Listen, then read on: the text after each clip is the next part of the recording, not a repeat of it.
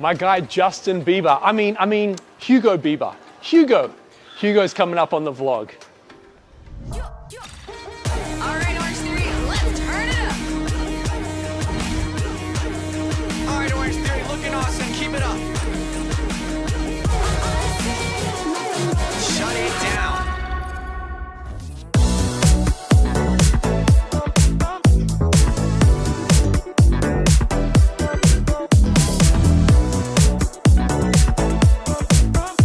Guys, welcome back. Biebs, he's back. How are you, mate? I'm good, thanks. Yeah? Thanks for having me back. It's you were just saying offline. It was.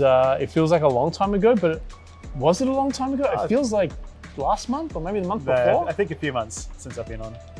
Think and Grow, Hugo Bieber. What's been happening, man? Lots and lots. Yeah. Yeah. So you guys are starting to ramp up some of the companies you've been working with on a global scale. Yeah, big time. Yeah? So we've just run a program for Invest New South Wales and taken 14 fintechs and 13 medtechs to the UK as Cool. part of that program. Okay. So really interesting learnings, working with these founders, giving them growth workshops to actually, I always tell the founders, we tell them what they need to hear, Yep. not what they want to hear with these Yep. workshops, Yep. making sure that they're aligned, making sure that they're actually ready for international growth, because there's no point trying to scale up abroad when your house isn't built in Australia. And so, We just talked about that earlier this month on one of the vlogs. It's no good playing up here if the foundation isn't rock solid down there, right? correct. So we Yeah. really spend time working with them to make sure that house is stable enough. It doesn't Yep. have to be fully built, of course. Totally. We're talking about startups here, Yep. but making sure that there's alignment, that the team in Australia is ready to support new hires potentially. Yep. Is it right for the founder to actually go abroad Yep. and move from headquarters, or is it, what are the right options for them? And there's no set answer. It's different for every company. There's most definitely no silver bullet here. It's about a bunch of things working in unison to sort of try and find traction to be able to climb the hill, right? 100%, Yeah. yeah. But yeah, there's certain key things that you still need to have, and just really making sure that those founders are ready for the journey. Yep. And often part of that is money as well. So Yes. we work with a lot of those companies on their investment decks, getting them ready for that next round, making sure that they're really telling their story in the best way, because so much of it, as you can understand, is storytelling. And It's all about if you've storytelling. had great traction and you're trying to articulate that over 5 slides in a bit here, a bit there, no investor's going to look at that properly. If you get a really crisp timeline and show that clearly, you're just going to send a much better message. And talk to me, or not to me, talk to them about 13 medtechs, taking them over to the UK. What's Think and Grow actually facilitating as part of that global expansion? So one of the key outcomes for that program was getting them introductions to 2 prospective clients in the UK per company. Wow. So for the medtech specifically, I really sweated my network from the UK. I used to run the UK Israel Health Tech Forum as an example. So know a lot of key people within the NHS. Mate, I can give advisors, all I sorts. think you should take up residency in our Victorian government, giving them medical advice maybe.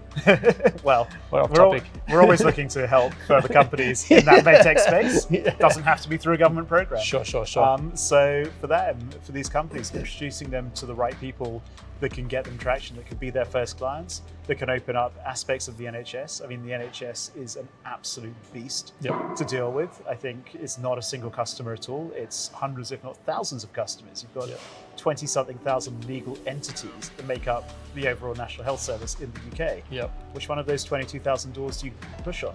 How do you know which ones are worth your time and which ones aren't? I mean, these are the traps along the journey if you don't have someone like you guys in your corner, right? Precisely. Yeah. And so, it was helping introduce those companies to the right door openers as Yep. much as anything else, people that can guide them round. And so we had workshops for all the companies with certain people on the NHS, and then found the right connections for them. Guys, I remember being in this situation as a founder, running a startup, launching into international markets. We had great services from Austrade, Yeah. but actually their services only went so far. It was exactly what you're doing. It was an absolute need. I remember trying to launch Hong Kong and working with Austrade, and they would take me a certain distance, which is phenomenal, no issues. But in order to really take on the market, I really needed someone like Think and Grow in my corner, sort of helping me talk to which of the 2,000 people do we need to speak to today? Yeah. Is that taking that very commercial angle? And I think what we do is only commercial, and really making sure that it's not for show. It's not just you have to go to this city because a certain government department's going to be happy that you've been to that city. I think we had to guide those companies a bit, saying, look, for some companies maybe Leeds is better, maybe Bristol's better, but there's no point going and talking about setting up an office in the UK when you don't have a customer there yet. Focus on getting those client meetings first. Later on, go talk to all the government departments to see where the best incentives are for your business and the best location. Because it's not always London either in the UK. Phenomenal. And did I hear a rumor about Singapore?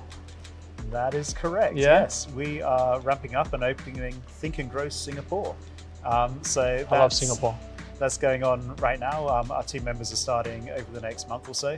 Yeah, and wow. we're going to have a On the fully ground fledged there? team on the ground there. Wow. Yeah, so we're going to have a fully fledged team in Singapore very shortly.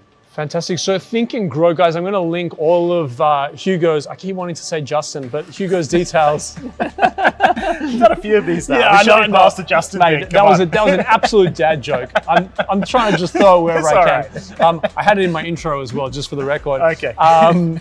Absolute dad joke. So Think and Grow, Hugo and his team are doing some phenomenal things, not only in the UK, but now expanding into the Singapore market. And they're based here in Victoria. So if you guys are looking for support, I've linked all of Hugo's details in the description below. Please reach out.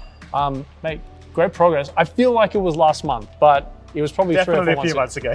So, Mate, great progress. Congratulations. thank you. Thanks for having me. All right, guys. Hugo Bieber. Thank you.